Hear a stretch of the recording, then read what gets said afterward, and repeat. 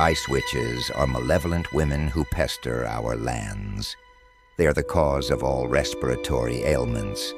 They make their home in frozen ice palaces in the north and take the form of birds to spy on unsuspecting victims.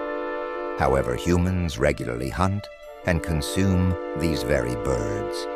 Experts believe people unknowingly ingest between 10 to 15 ice witches during their lifetime. It explains why our feet become chilled when left unprotected by slippers. I once had a lovely pair of slippers, but they were stolen from me by the mole men. Are you still talking about your slippers?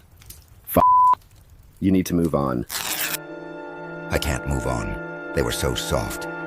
Well, what are you going to do about it? I'm not going to do anything.